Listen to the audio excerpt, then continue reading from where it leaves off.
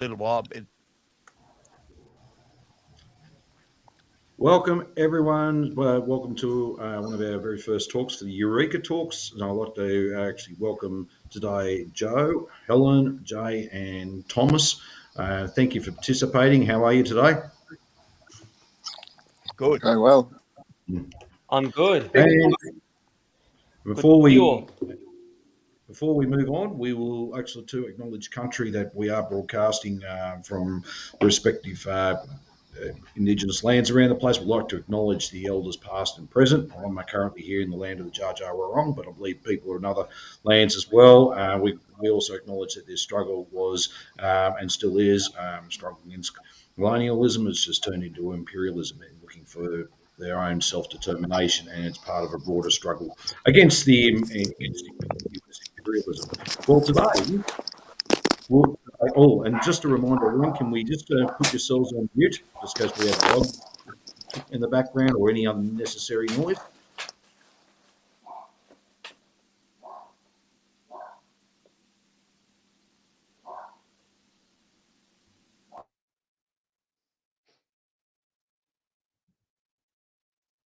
It's all good.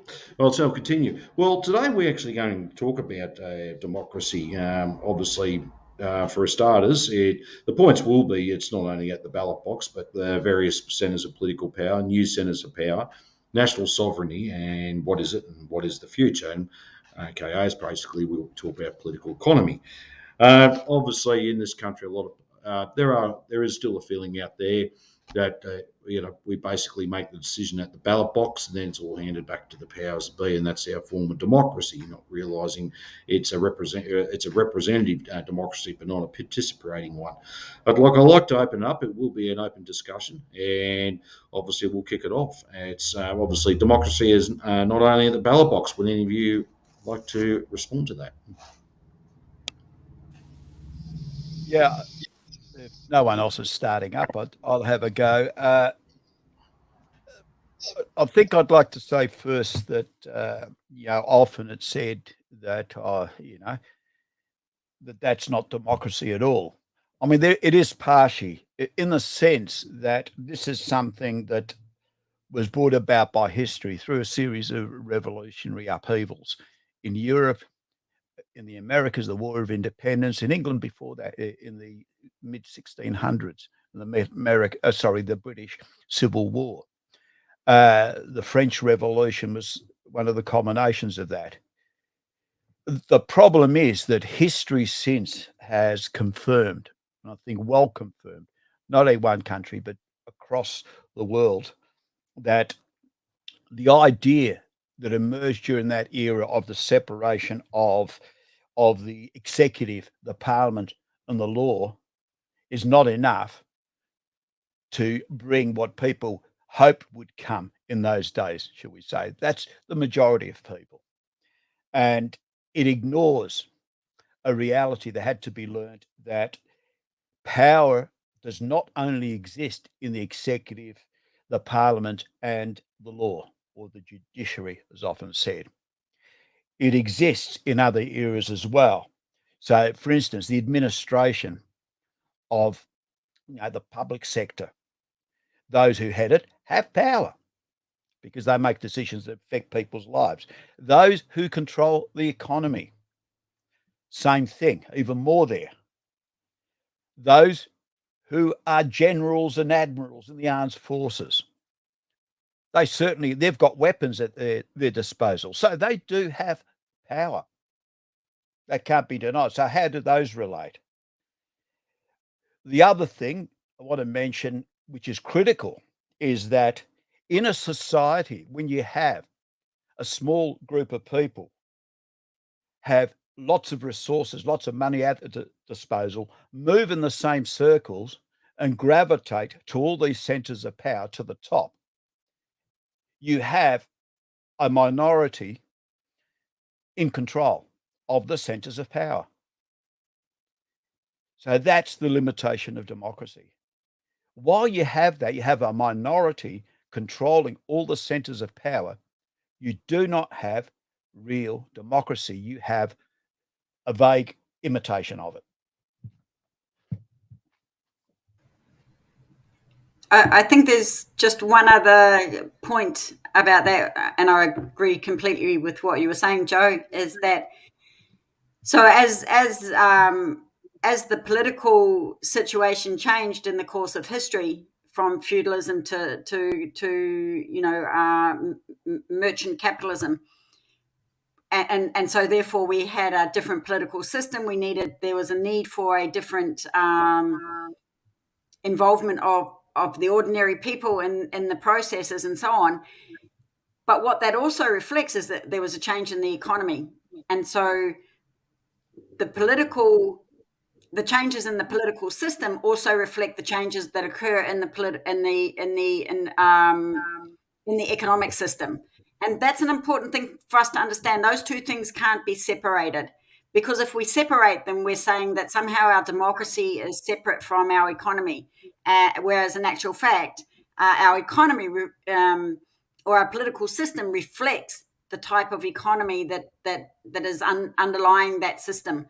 And so, while we have representative democracy and we go to the elections every 5 years, the real power, as you were saying, Joe, lies with all these other elements in the society that are geared up to maintain that economic system.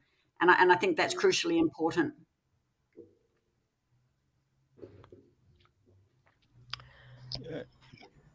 Yeah, could I just add? Yeah. The thing is that even without considering those things, that the reality is we see it the worst in the United States, but it's here, UK, other countries. You do not become a member of parliament unless you have substantial financial resources behind you. You need patronage, in other words. So that limits it as well. That if you're talking about a genuine democracy, then it should not be dependent on the size of the bank accounts of your backers. Jay. Okay, so there's a quote that I always like to bring out, especially when democracy is being talked about. It is perhaps slightly cynical, but it goes back to Plato, so there must be some serious wisdom to it. He said, "Dictatorship arises out of democracy, and the most aggravated tyranny out of the most extreme liberty." And if we look at the history of the democratic system that we've had, I mean, this is a system that's very, very old. I mean, it's in the British system, the Westminster system, where you have a parliament and members of parliament, and they represent different constituency. I mean, this goes back to the English Civil War. So we haven't really updated this system for all of the changes, the technological changes, the economic changes that have happened since then. So to give you an example of tyranny arising out of extreme liberty, I mean, the freedom of the internet, anyone can make a website, but it's only a very few, that end up monopolizing all of the power. It could simply be like, if you want to be generous, you could say, well, this is simply because Facebook worked harder than Bebo and MySpace, and therefore they ended up taking over. But the end result is that out of this liberty, this extreme liberty, anyone's able to make a website, you get extreme tyranny, which is one single monopolized platform that's able to censor whoever they want. And that becomes a major threat to democracy. And therefore, dictatorship arises out of democracy. Because if you're an elected politician here in Australia and you say something that Facebook doesn't like, then they'll censor you, even though you have an electorate behind you and you've been elected. So this is a contradiction, right? I mean, eventually... I don't like to use this word again because people think about like the Great Reset, but there needs to be some kind of a reset. I mean, it should be a working class reset, not a reset that the elites decide at the World Economic Forum. But eventually, when society does become so unequal that the original institutions that were founded to fight against the tyranny of the previous age no longer serve people, then yeah, I mean, there has to be a reset. There has to be like a new conception of what society and life looks like. And that's why because I've been affected by big tech censorship, that's why I've been pushing the idea that we do actually need a government-run social media platform that functions as an extension of our existing parliamentary democracy, one that guarantees rights for citizens and also politicians. Like, just imagine a system in which, you know, you have a question for a politician that becomes so popular that it gets so many votes, and there's legislation which says that the politician just has to answer it. You know, like, that kind of thinking is a way of recognizing that these technological changes are here to stay. We can't do the reactionary thing of turning back the clock to the year 1700 and reviving the democracy of that era. We have to recognize that once the technological genie is out of the bottle, then we have to adapt to that and come up with new demands that reflect the need for representation, especially speech. I mean, speech is being censored all over the Western world right now, you know, especially with this recent war. And, you know, people get it, you know, like after a few days of you know, because usually what happens is that first you get the Western narrative. Those of us who criticize it are disparaged, but then eventually people start to realize that they're not being told the entire truth, that there's actually more to the opposite side. And then they start to see the intense censorship regime come down on anyone who questions the narrative, in this case of NATO, you know, that they're purely a defensive alliance, you know, that Russia just attacked out of nowhere. And so that's the problem, right? I mean, we do live in big tech tyranny, and this is, in my opinion, the greatest threat to democracy. And it's tied to the class question because of the unequal distribution of wealth. I think Joe's brought up a good thing, because it should have been, Helen myself should have mentioned that one of the centres of political power is media, and who controls media. That needs to be included, because, you know, they talk about a free media, you know, that if anybody wants to put any sort of restrictions on monopolisation of media, Rupert Murdoch gets up, this is an attack on the freedom of the media, right? Freedom of speech. The reality is that Rupert Murdoch, above all, and his organisation, censor heavily. We are in a heavily censored nation as far as news is concerned.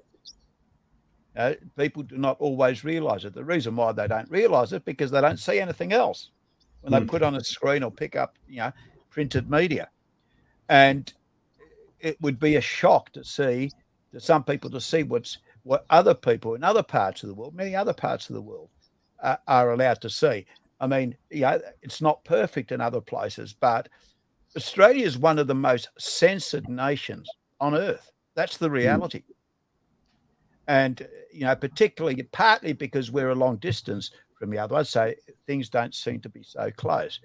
But Jay's right. At the moment, with the war hysteria building up, the level of censorship has not been so extensive since the 1940s and 1950s, at the height of the what they call the McCarthyism in Australia and in the United States. That was the peak of it. Here, to the extent the great democracy banned the existence of a communist party for a few years. There was a campaign around that. Thousands of Australians lost their jobs because of an opinion they had. They were hunted down. They were followed. They were spied upon. And that's happening today. It's starting to happen again. So we've got the growth of Big Brother as well, which in itself, I think, is proof of the limitations to any idea of democracy that exists in Australia. Yeah, because I think all of those issues come back down to the type of democracy that we have, which is the so-called representative democracy. But because we only participate in our democracy once every 4 years, you know, in terms of elections of governments and so on, or federal government in Australia, because we only go to the polls once every 4 years, it allows for this whole kind of strengthening of the powers of those in control, because we're not participating in our democracy on a everyday level. We only go to the polls once every 4 or 5 years, and therefore, you know, it allows for this abuse of power, which is what we're seeing when we talk about the media and you know, McCarthyism and all of those things. That's an abuse of power. But at the same time, we don't, and even the levels of corruption we see now with Tony, that Frydenberg, he in his pork barreling of his you know, electorate, he was going to give away all these, build all these new railway stations and so on, and parks and whatever the case was.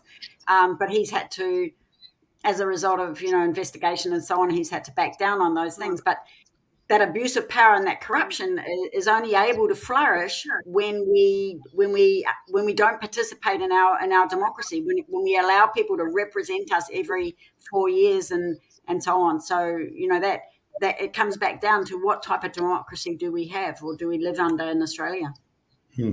And can I just add something on there? And it's actually about access to all the information. And it's been rightly said how the censorship is huge now compared to what it has been probably for well over half a century.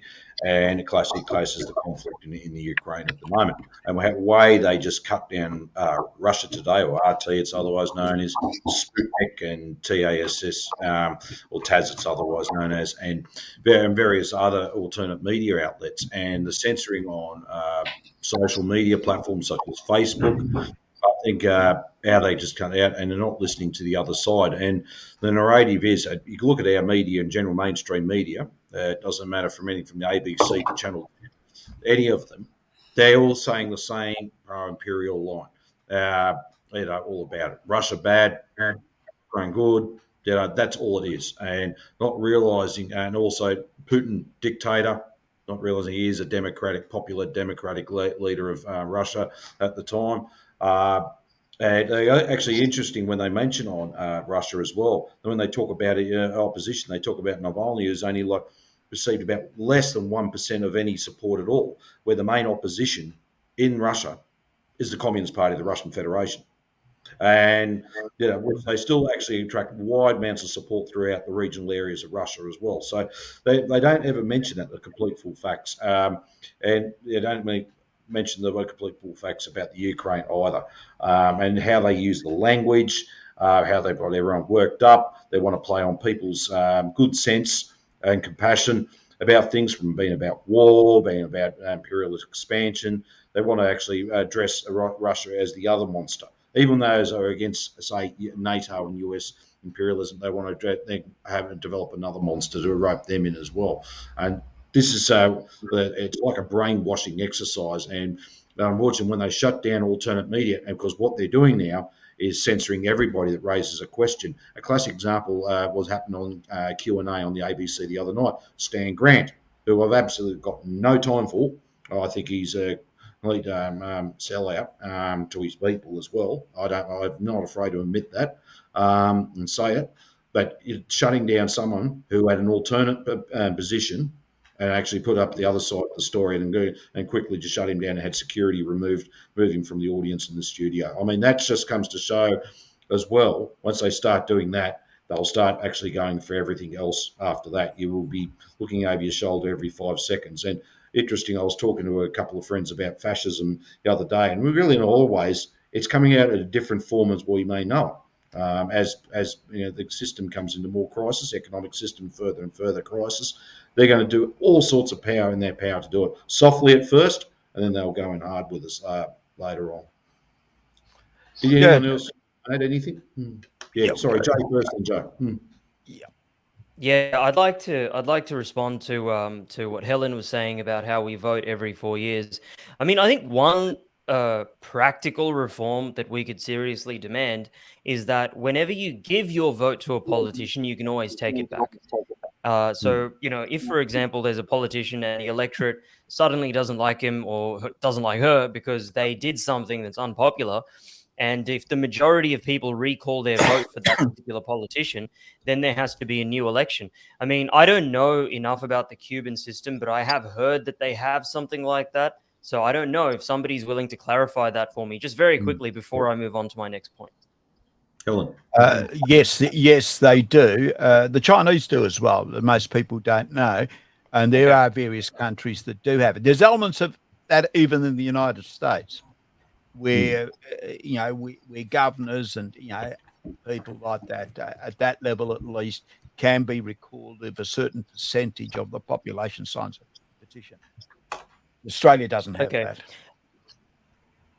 Yeah, and the other point that I was trying to make is that our system, the way that we organize it, is that we have these electorates, as if like we have a system that presupposes that Australians have a very vibrant community life in their electorate, and they quite frankly don't. Like people in like let's say Liverpool, which is like the broader part of Sydney that I'm from.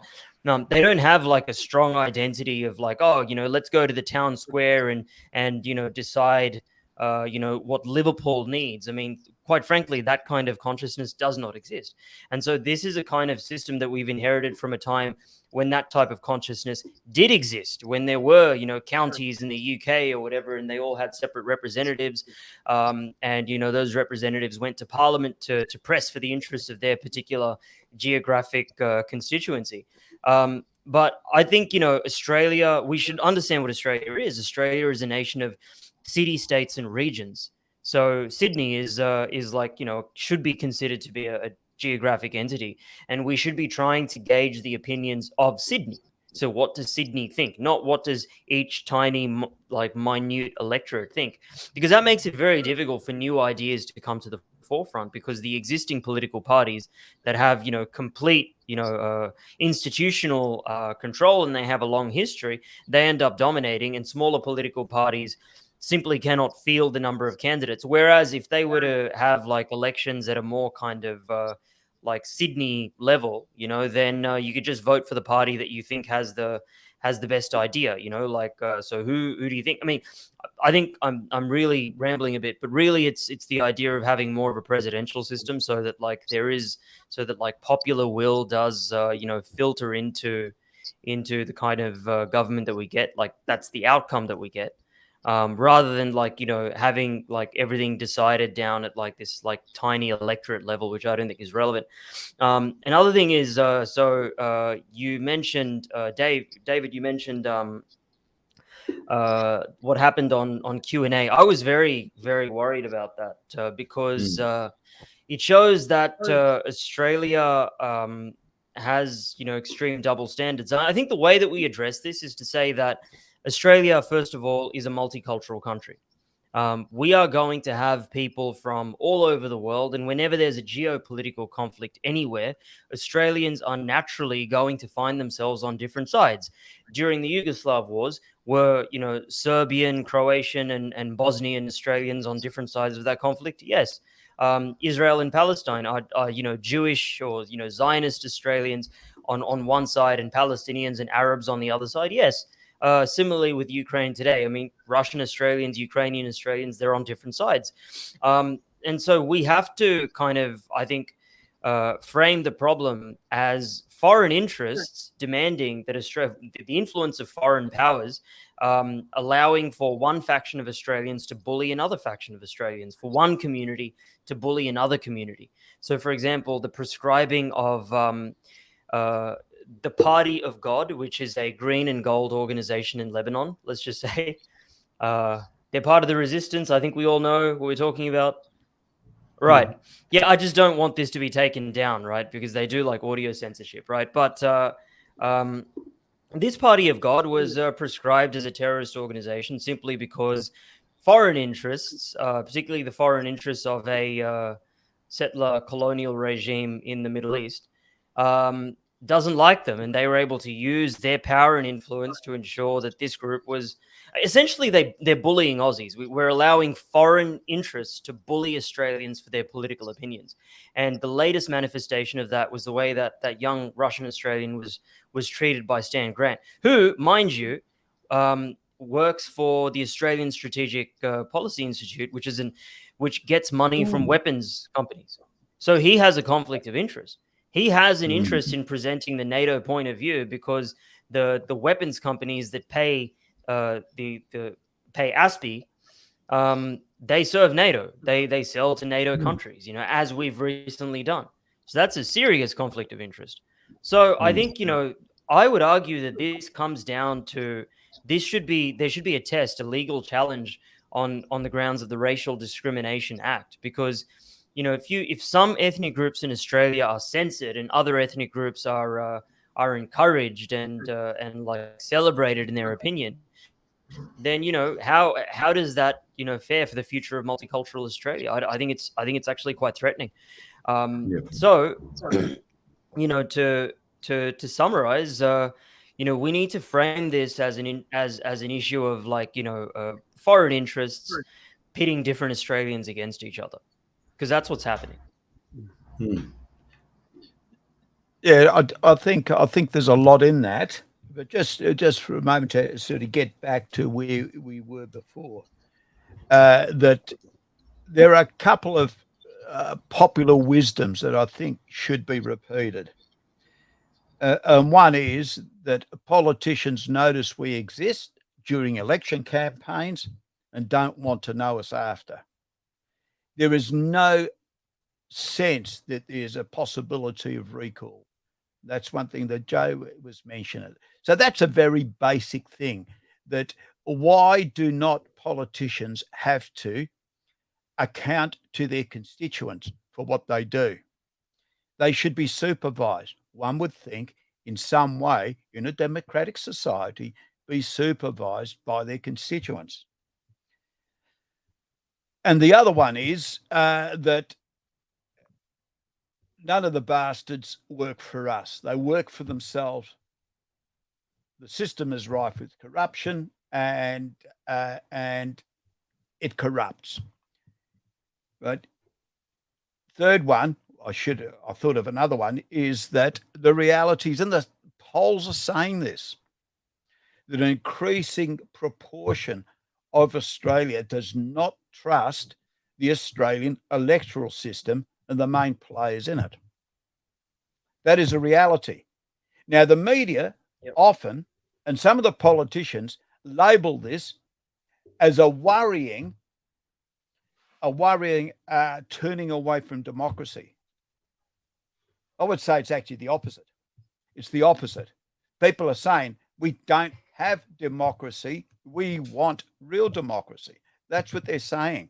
And we want something else rather than politicians who don't care what our opinion is, who don't care what our interest is, the interest of the majority of Australian society.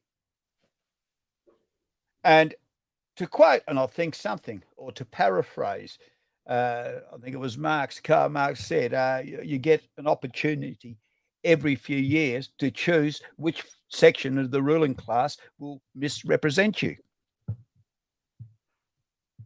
This is what Australia increasingly doesn't want and is looking for something new. Just on that as well, I think it's vitally important. I think it's classic. I don't know if John Pilger mentioned or someone else did quote it at one time. We actually, in fact, live under a one-party state with two factions. And really, George Galloway's mentioned that as well in his live shows. He says that the two cheeks are the same backside.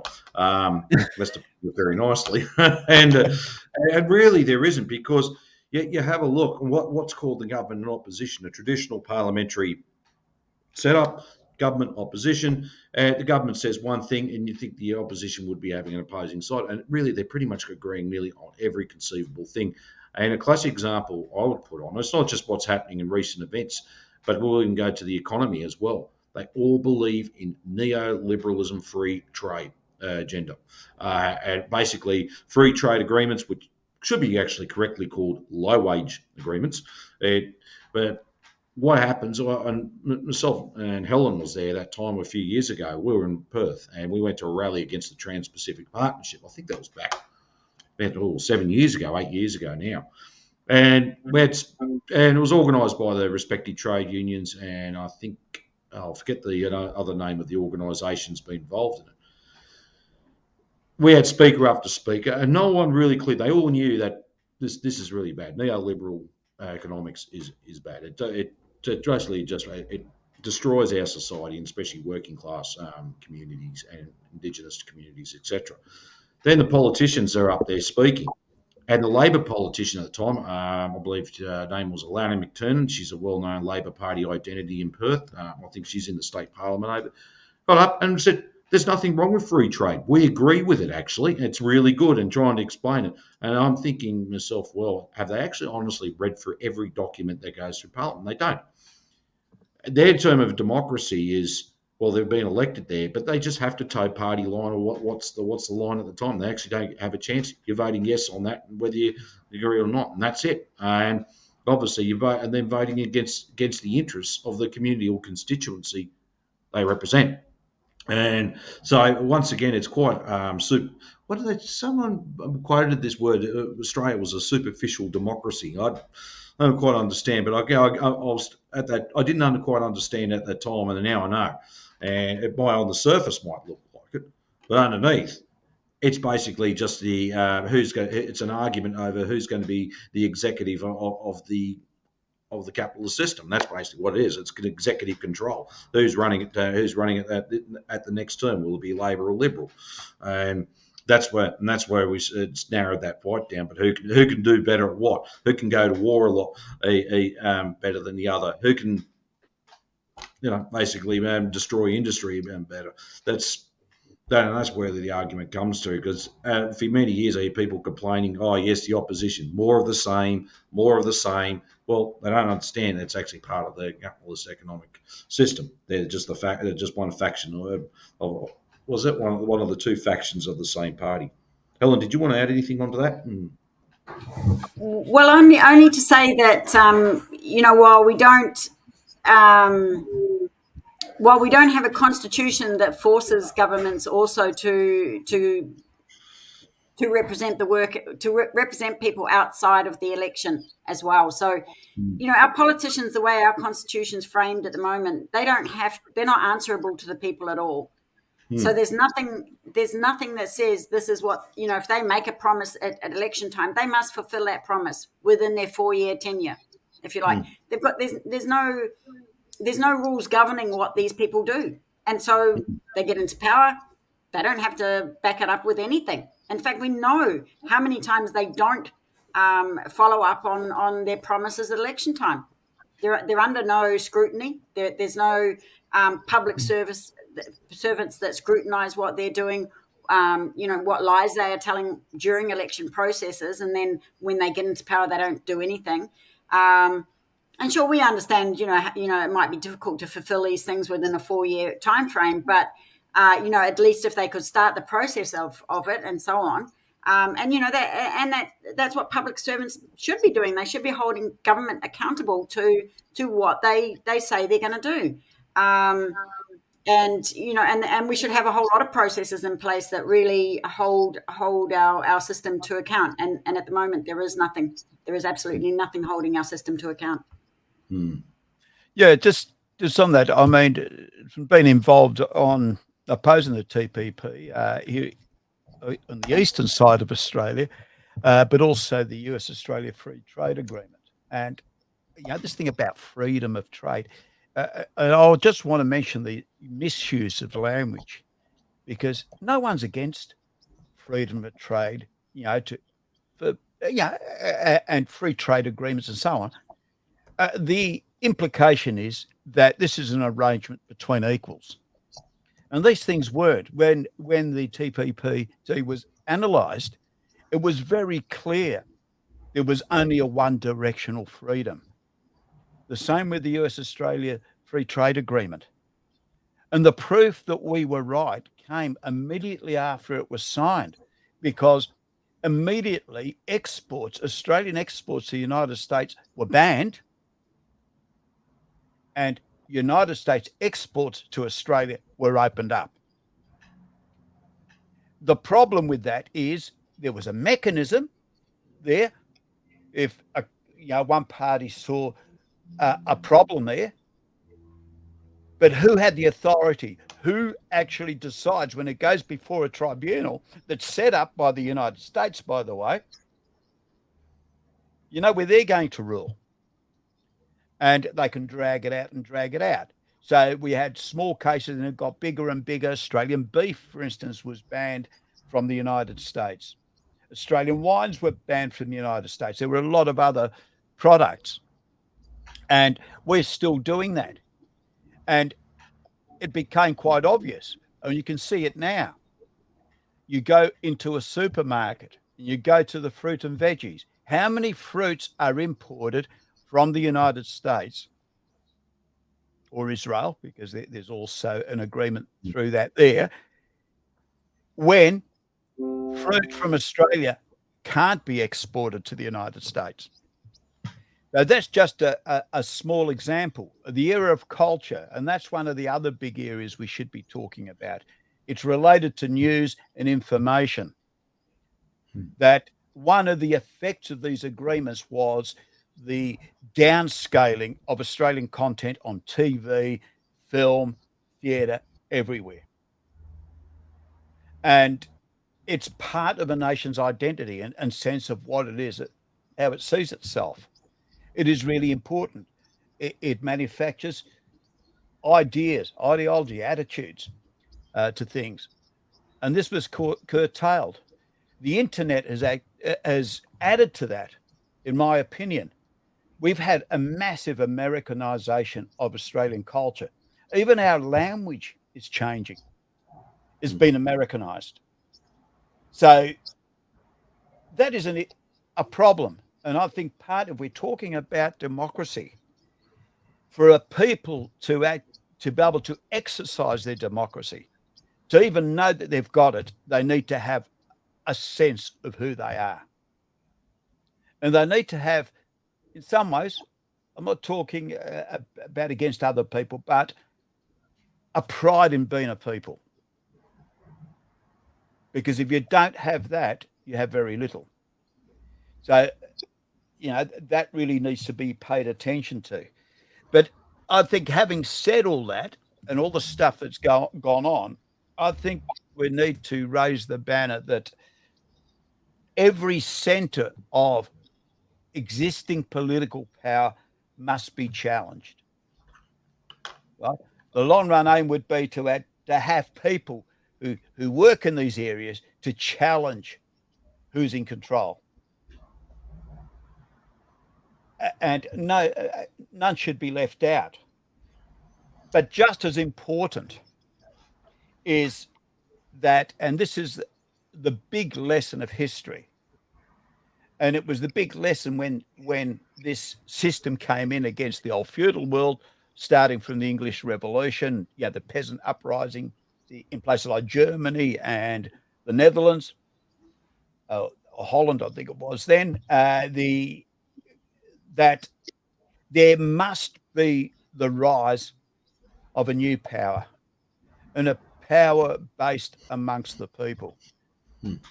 That is the ultimate, because that, in addition to challenging from within all the other centres of power, it's this new power that will change the world.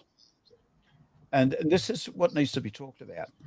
And we're not talking about just people sort of setting up a barricade or something. No, we're talking about at the local level, the national level, regional level, working towards new structures where people can participate in a mass way. They can participate, make decisions, recall their leaders who aren't performing according to their interests. Can I just also, too, this flows on to our next point of various centres of political power. It's interesting when we're talking about power, and I've always stated also, too, it can't be just the parliamentary system changing. It has to be also the economic system having to change.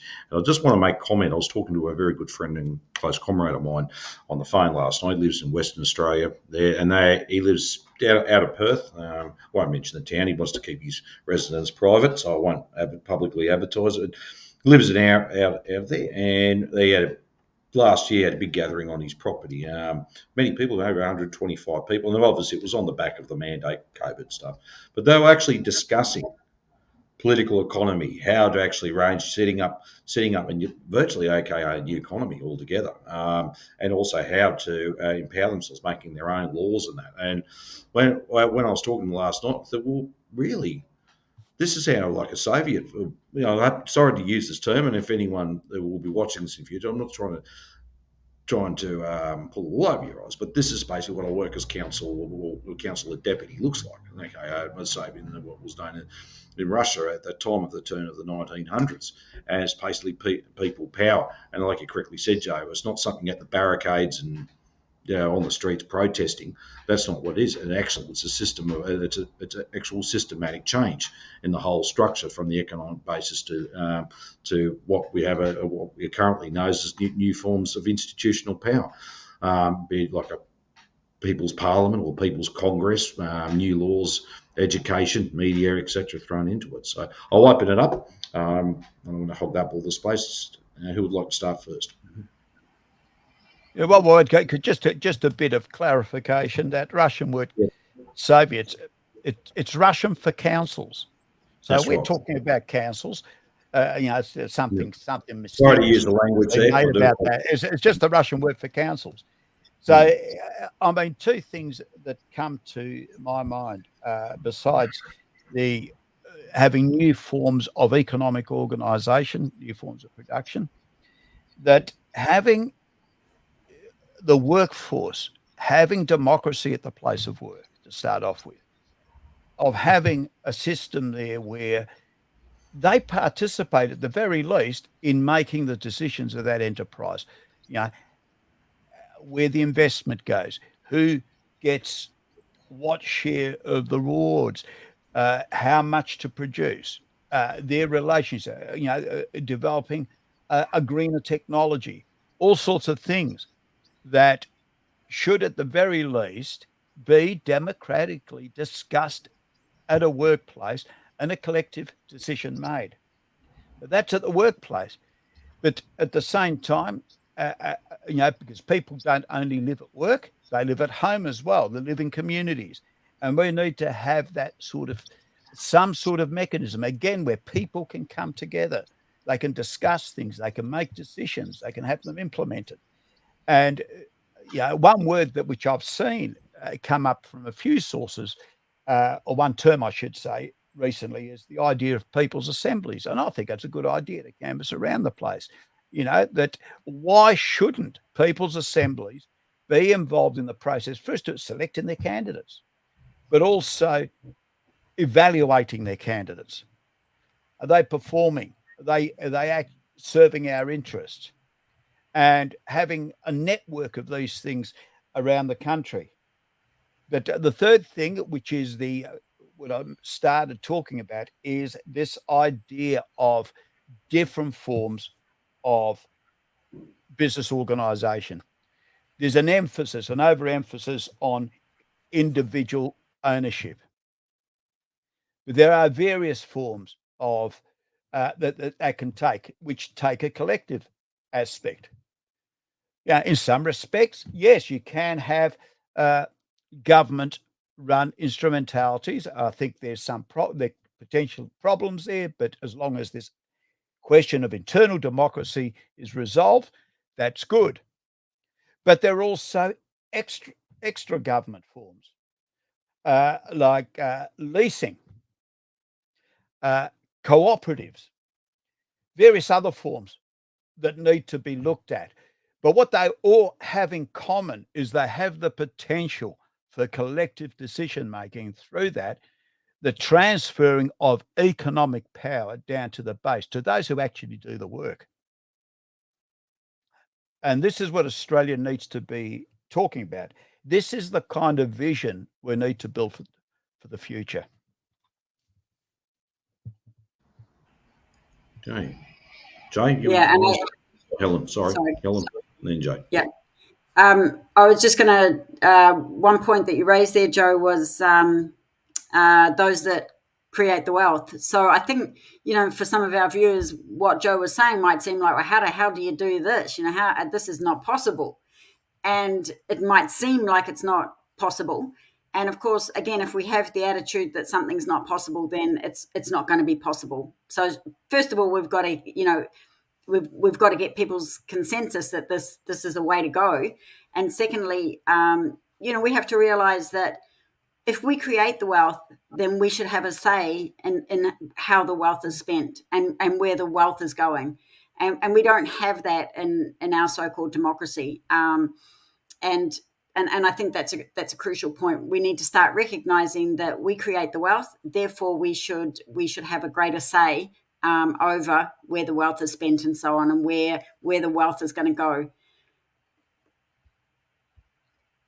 Yeah, just to add to Helen's point, we create the wealth. I mean, we also create the money supply. Like that money that we print, that the Reserve Bank of Australia prints, is a state monopoly. It doesn't belong to any private institution, or at least it's not supposed to. But it gets filtered through a bunch of private institutions. You know, like you have the Reserve Bank of Australia at the very top, and then between the people in the Reserve Bank are all of these private banks, and they're able to borrow from the Reserve Bank and then lend to you, and they don't even have to pass on the rate cut if they don't want to. I mean, usually they do because they're in competition, and that's the logic, but they don't really have to. And so I would actually argue that the ultimate democratic question is control over the banks. We need national banks that operate alongside all of these commercial banks at a minimum. I mean, I would nationalize the entire thing, but you need an agriculture bank, you need an infrastructure bank, and the idea is that these agricultural and infrastructure banks, it's their lending that creates the conditions for prosperity, and then once the incomes are generated from these original investments, then you can allow a certain percentage of that income for consumption. The problem with private banks is that they can't tell the difference between production and consumption, because it doesn't matter to them whether they lend money to a rich person to buy a BMW or any other sports car, or whether they lend money to an industrial capitalist who's actually productive and wants to invest in something over the long term. It makes no difference, right? So we need to have discriminatory banking. I mean, the very idea of the independence of the Reserve Bank is a joke. Reserve banks should be subordinate to the Parliament. The Parliament should be able to say that because this particular investment is necessary for the future of Australia, let's say we're investing in dams or other kinds of infrastructure, that they get to borrow at a lower rate. Whereas if you want to buy luxury goods and things that hurt the Australian balance of payments, then you can borrow at a much higher rate. I mean, this is how the Chinese banking system operates, which is why the Chinese elites want to get their money out of the country. And that brings me up to the next question. The next topic that I wanted to bring up is that I think we really need to study the Chinese system, because they've always had a system which they call the Keiju system, which is that they don't just have a system of elections, they have a system of selection. And so you have to basically prove yourself to be a member of the Communist Party. And that's like very, very difficult. It's not easy. You have to write exams. You have to work in physical labor, in some cases, particularly in rural areas where there's more of an agrarian economy. You have to show that you can share the burdens of ordinary people. You have to know what it's like to live like them, and only then would you be accepted into the Communist Party, and then you can be elected. People say, okay, well, they're a member of the Communist Party. That means that they've sacrificed a good 5, 6, 7, maybe even 10 years of their lives in like a kind of limbo state of probation. Like I remember once, like when I was a member of the CPA, a Vietnamese comrade came in and he said, I'm a prospective member of the Communist Party of Vietnam. And I said, okay, well, why don't you just join? And he said, well, I have to like prove myself. And, all the work that I'm doing now is like, is to that end. Like, it's not easy. Whereas to become a member of the Labor Party is pretty easy.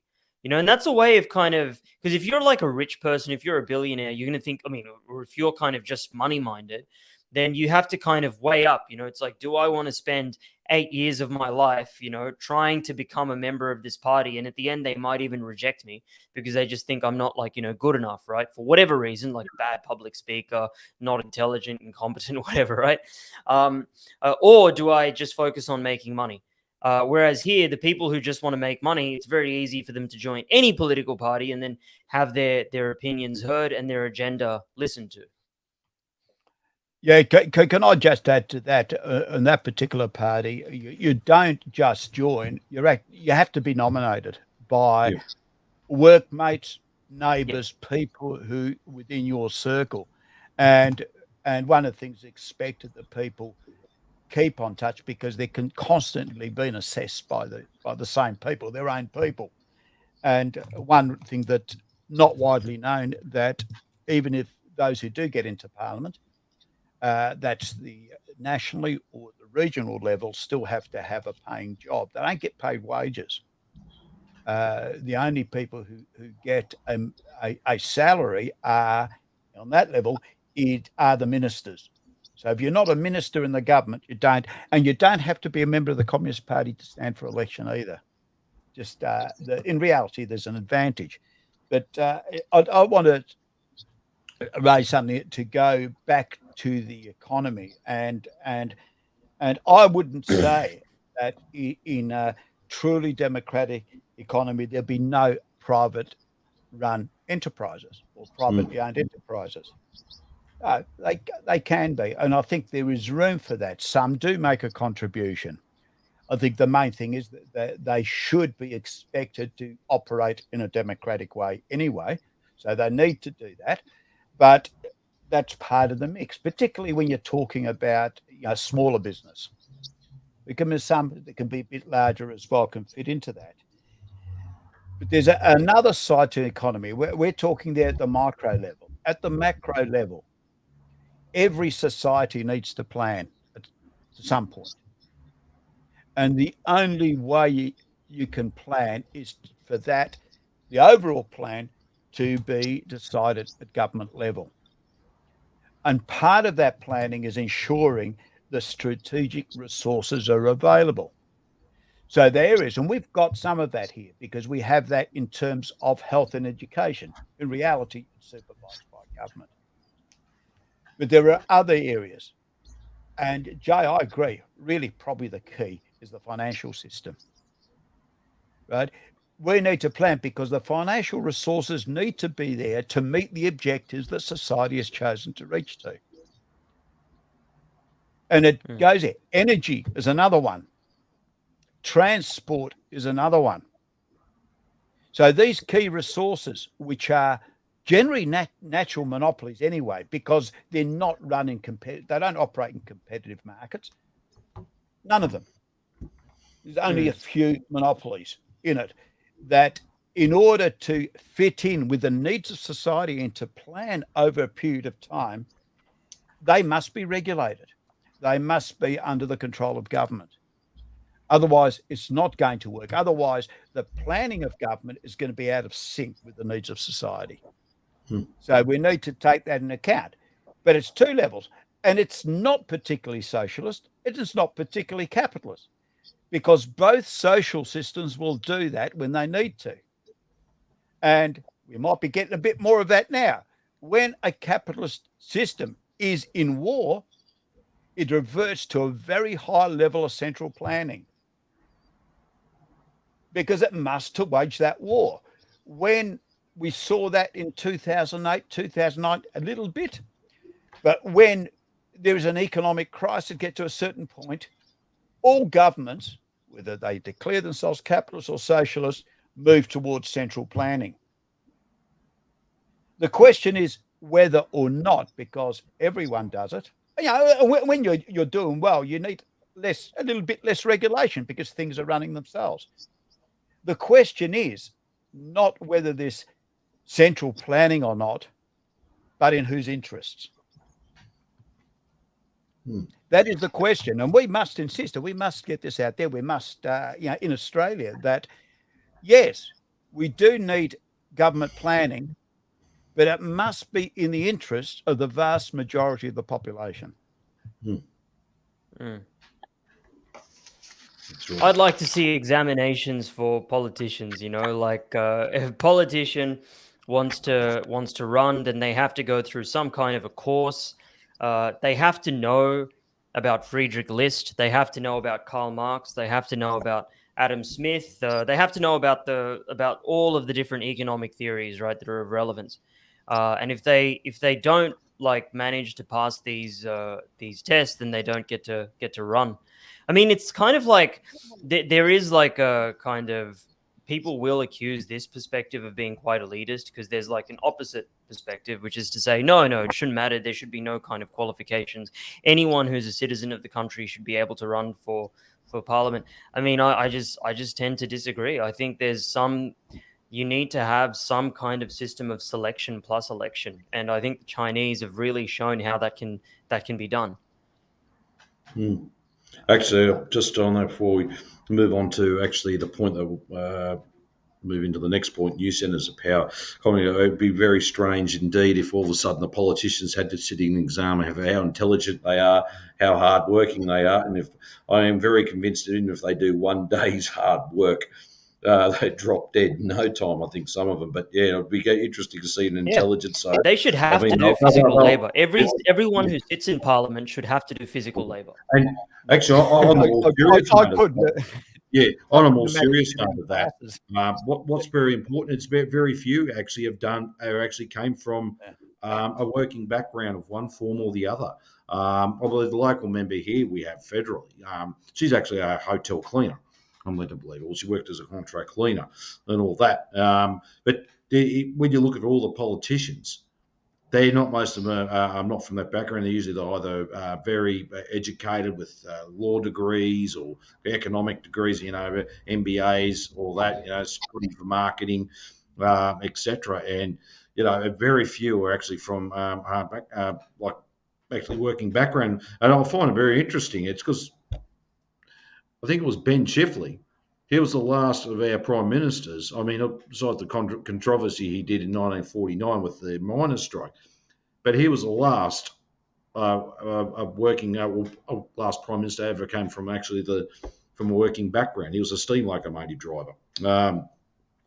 Ever since we didn't have them, ever since they were either doctors and lawyers and something else, but never from that background. And so if you actually look at what the makeup of Parliament is, very few, once again, are actually from the background. That very few. You might have someone like the federal member of Indoor, Helen Haynes. She's a nurse.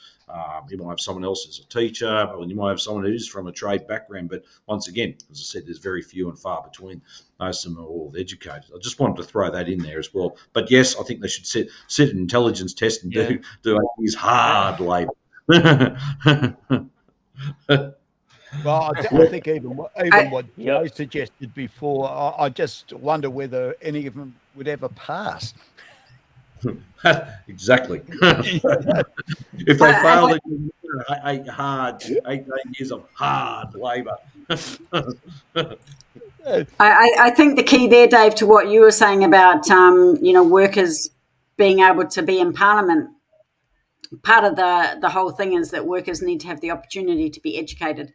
And I think, that's another aspect of our democracy, a new democracy that would encourage education at all levels, and it would be free and it would be open to all, and it would have, we would remove any obstacles from people being educated so that then they can go into Parliament, or then they can sit exams to be politicians, or sit exams to be diplomats or public servants, or whatever the case is. But at the moment we have an unequal system of education and it's getting worse, where only the rich basically can afford a tertiary education, and even privatizing schools so that the schools that are that you have to pay for are the ones that are going to get the most funding, etc. So we're getting into a whole another aspect of democracy that we need to examine it. All our aspects of our life need to be democratic, from medicine to hospital, to schooling, to voting, to all of the processes that matter the most. They should be democratized with participatory democracy, not this representative democracy that allows for cutbacks in our education system and cutbacks in our medicine and our medical system and so on and so on. Mm-hmm. Helen reminded me of something, actually, which is that I think we should have a rule which says that if you're an elected politician, you cannot have your kids in a private school. You have to send them to a public school. And the problem is, like, we have kind of stupid liberal like responses to this kind of suggestion where they say, oh, but that's like undermining the rights of individuals to blah blah blah. It's like, no, sorry, it's like, we want to know that you have some kind of an investment based on your own family's interests. Like, we want to make sure that your family experiences the consequences of the policies that you enact. That's right. Yeah, Very good. I think that's a good point. I mean, just reminds me, it was once said, that's in Victoria. It's the same everywhere else, but the decisions of the Victorian Parliament are made at the Melbourne Club. Which people who know At the it is Melbourne it's Club. just The gentleman's club. hop at a step through the Victorian Parliament. And it's all there. It's all the silver service and the port and all that sort of thing. And the thing is, who are members? There's one thing, until recently you weren't allowed to be a member if you were Jewish. Until relatively, as a couple of decades ago, and women weren't allowed until recently to be members either. So it's a very blokey thing. But at one stage, I was working for a union known as Builders Labourers Federation.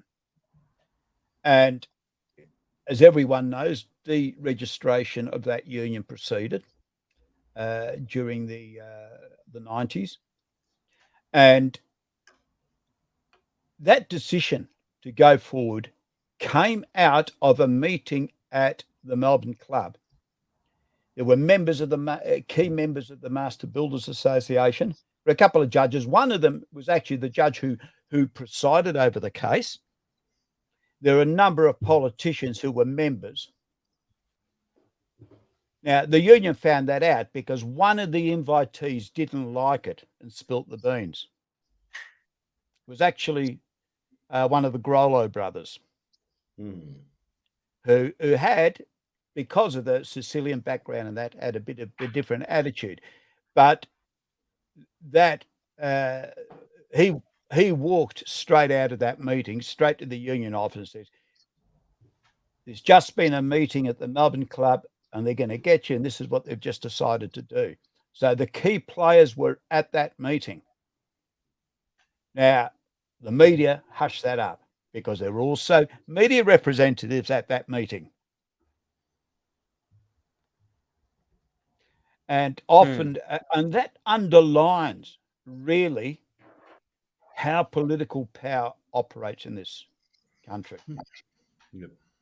They're the sort of places where the ultimate decisions are made. And until that's changed, until that is, frankly, outlawed, it's going to continue to happen because, they had the players in the places. It was a club in more than one ways where they had their people in the media, in the judiciary, in the parliament to carry out a plot. Just imagine the potential at a national level of a group of people like that, a network like that, who decided it is time to get rid of the government because we don't like it. They could do it easily. And this brings back the time when something like that did happen in 1975, and the Whitlam government that had pushed for greater independence of Australia as a nation, and various chess pieces were moved against it. From certainly, there was the Governor General, there were people in the media, there was also leadership in the trade union movement. The people who know who I'm talking about, especially. He became a future Prime Minister. Who became a future Prime Minister, who worked together in a scheme through the American Embassy in Canberra, the US Embassy in Canberra, and the Central Intelligence Organisation to get rid of a sovereign government that was too independent to its liking.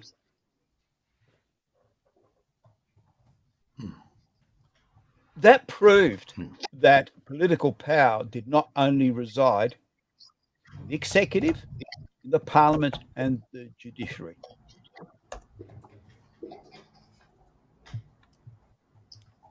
I think the question is, if we're really honest, I think most people have an inkling of this.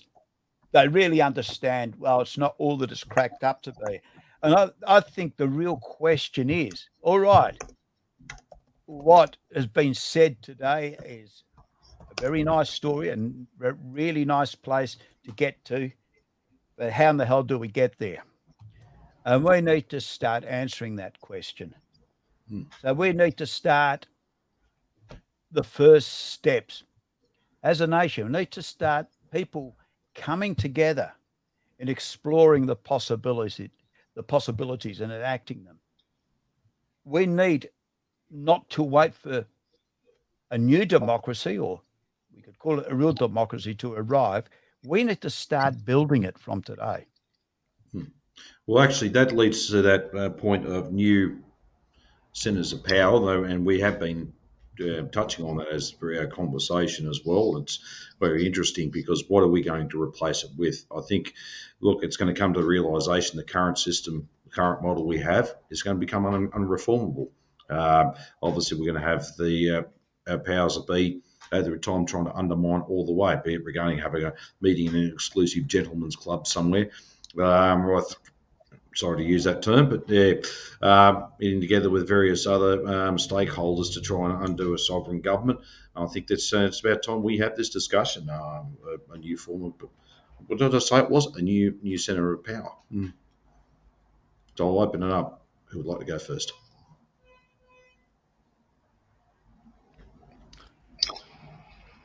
Look, if people want me to lead with a couple of things, which is not new, that have already been mentioned, we could start off by agitating, particularly with our contacts in the union movement. I'm talking about everybody, not just us four. Talking about workplace democracy.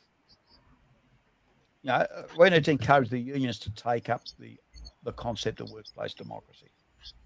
So they need to insist that, and when they're trying to work for the enterprise agreements, how to factor that in, right, and start building up. The key is not the agreement as such at this point, is to get the idea to their membership, to the people working in the workplaces, that they should have a voice, and start organising to that end.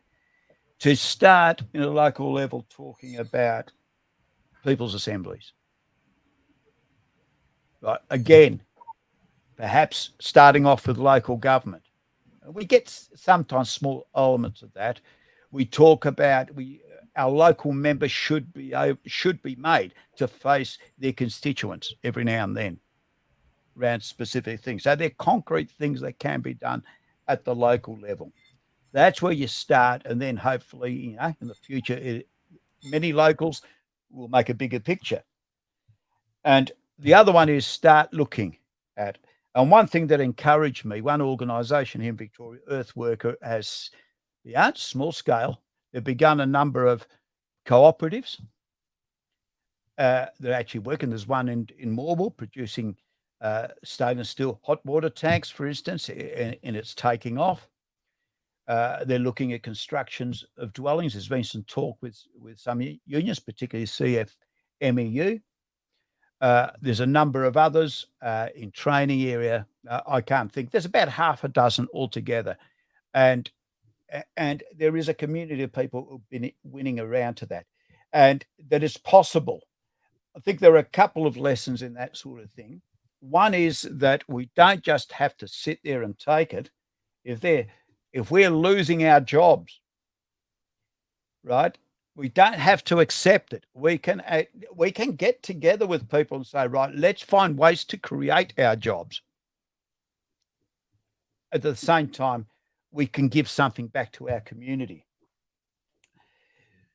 But it's also in the process of people joining in creating these things, they create a school of learning for themselves, of the people around them. They learn how to do things collectively on their own. And that's tremendously important because that's what encourages people. That's what gives people the confidence that they can change things. So we need to do that.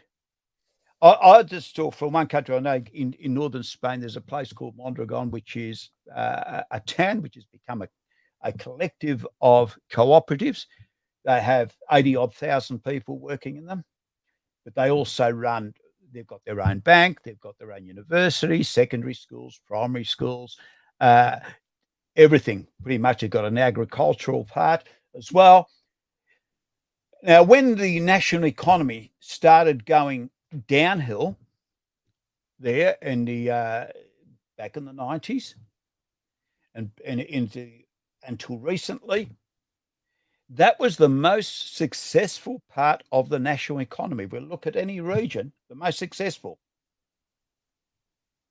It has an export industry as well. And that's run collectively. In a way, each cooperative, those who work in it and their communities make the decisions. They do have a federation, which makes the decisions. The people are elected onto a committee and they make the overall decisions, but they must take them back to their constituents and so on. And that's working rather well. Now, they've reached an agreement, I understand, with the Chinese government. They're building a Mondragon in China, building a part of that, which is a country that's experimented with these things as well. But it can happen other places. Canada's got some places where they're doing these things, where it's growing. Even the United States and the United Kingdom and Europe. South Africa is another country, other countries in Africa. And increasingly, I think, as the situation gets where there are fewer and fewer jobs, where the gap between the haves and have-nots is widening, that people start feeling that they've got no other choice but to find new solutions. And that's something that people like ourselves and other people like us can help, because we can help people to come around. Right, maybe there is a way to find solutions. Maybe there's a way to get off the treadmill of always expecting rotten politicians to do the right thing when they never do.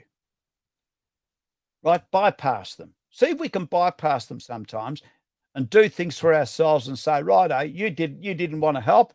We don't need you anymore. Yeah. Helen, Jay? Yeah, I mean, just about workers' education. I mean, there is an institution called Workers' Education Australia, and I actually proposed like a course about geopolitics to them, and they were telling me that back in the day, the reason they got started, I think back in 1913, was because a lot of working class people felt like they weren't getting access to the education that only rich kids could get by going to university. And so unions used to fund workers' education in Australia, but they don't do that anymore. And I mean, in a sense, I can understand, why. I mean, unions are being fined out of existence, right? I mean, just imagine if all the money that unions were forced to pay to the ABCC went towards, funding workers' education in Australia. It would be a much more kind of it would just have way more resources to be able to provide popular education to working class people, because you don't if you want to kind of get up to speed about geopolitics, you don't really need to kind of do exams and stuff like that. You just need to go along and listen to someone who knows what they're talking about, right? I mean, these days, I guess, like, YouTube is there and it's like, for everyone to see. But I still think there's something missing when you don't have a room full of people who can then interact with each other, directly, afterwards. So that's all I wanted to add, really. Mm-hmm. Helen, did you want to add anything further? Well, just to say that, democratization of the workplace and so on can be achieved only when we begin to act collectively. And that's something that we've been, for the last 40 years, under neoliberalism, under neoconservative governments and so on, that has been eroded from our mentality, as though we've always done things individually. And the fact is that, traditionally speaking, the working class has always been collective, and it's been eroded from our psyche. We need to re-establish that, and part of that process of democratization is that collective action and that collective activity that we can best do together, to come up with new ideas about how to run a cooperative, and how to run our local government, and ultimately how to run our government. For the benefit of the people. And part of the thing is, again, about our ideology, about the way we think. We need to break down those barriers about, who creates the wealth. We hear about the bosses, and we can't do without the bosses. Oh, if we don't give them good deals on taxes and so on, then they'll take their business somewhere else. Well, let them take their business somewhere else. We create the wealth. Our labor creates wealth. And therefore, we can take those factories over. We can take those institutions over that they want to close down because they're not being given a big enough tax break. Workers pay taxes all the time. Companies need to start paying taxes as well. So, that whole process of democratizing means collective action, and again, we can build on that concept and that idea as well. Well, on that, I think it's actually quite important, because I know one thing during the whole situation with COVID starting back in early 2020 showed you how, when talking about we create the wealth and having control over our own affairs, because all these neoliberal politics been taking everything offshore. COVID actually exposed Australia overall just how fragile it is, in the sense where economically we've got less than 8% of manufacturing now left. We have, because we're such an import dependent nation, we are dependent on most of our fuel being refined overseas. I think we've got 1 or 2 active refineries left now. That's another issue. Both our steel making capacity, basically everything you can think of, it's all under the control of the multinationals, and this is all through these old neoliberal agenda of the last 40 years, and which actually then goes on to say, well, what about our national sovereignty? Because now governments, they want to actually protect our national sovereignty, in the sense, are now unable to currently, under the current system, put legislation in place to actually protect that, because otherwise they'll be taken to court and sued. I mean, it would be great if we had a government that just goes, no, stuff this, we're tearing up everything from now on, we want to rebuild, which would be ideal. But obviously, there's none of that political will to do so. And I think we've been talking about this, and I think there's a national sovereignty has to be part of the equation here, because we are actually at the moment are currently at the mercy of both US foreign policy and the interests of of London and New York stock exchanges, and Tokyo to a certain degree. So, all our policies and that in place, it's all dictated to by them. I'll let open that up to everyone. Yeah, I think I'm frozen for some unknown reason. You are slightly, but hopefully you'll come back. I hope I'm not. But just to reply to that, and mention something about bosses as well, that, unless as a nation we have control over our economy, how can we make the decisions collectively over our economy? Democracy and sovereignty go together. You can't have one without the other, because if somebody else is making the decision, as a nation, we're disempowered. Okay, so that's the first point. So I think, Dave, you're 100% right on that. But the myth about bosses, because somehow there's an image of this, this fellow in top hat at the back of the office, at the back of the factory floor. That is not the way it operates, especially these days. If you look at the most powerful, the billionaires, multimillionaires, they don't sit at the back of the factory or the office. They make their wealth not because they've got, these special brains and because they do something special. It's because they own shares. They make their money out of being paid dividends. And even with that, they employ others to make the decisions for them. They just collect at the end of the day. Now, those who do make decisions that contribute, what they call entrepreneurs, yes, they do make a contribution, but they make a contribution as a form of labor, not because they own something. It's because of the labor they contribute, just like everyone else. So they should be rewarded accordingly. But we need to clear that up. But that these days, the decisions are not made by people who are out there in the economy doing the work. They're people who are fabulously wealthy and powerful because they own shares. And Dave dropped out. He got into some technical difficulties. So hopefully he'll come back in again. But I suspect we're at the point of winding up. Yeah, we're well over time. So we're there. If we can, I reckon my recommendation is that we wind up. And if I've said enough, if you two've got any more comments to make.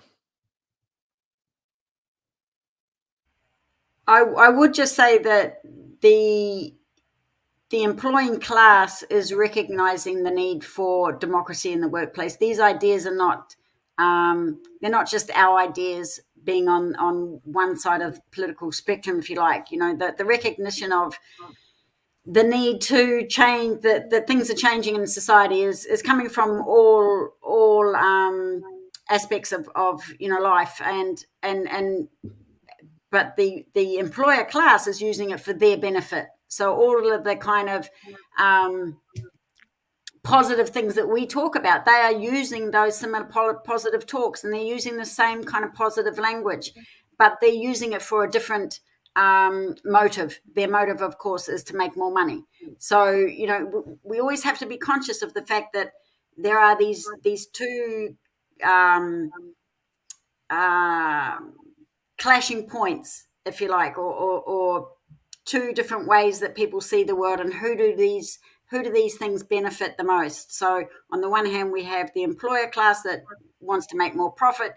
They use the same type of language or the same type of methods to make more profit, and on the other side, we have people that work for a living, and we want to see these changes happen for the benefit of everybody, not just for a few people to make more profit. So I think we see things in those two kind of diametrically opposed antagonisms. Yeah, Dave. While we lost you, about that, I dropped out completely. We noticed, so we went into our final comments. So we can get back on again. We nearly finished. Okay, and I think I've had my final. Yes, Helen. I missed out a little bit. It's Jay and yourself.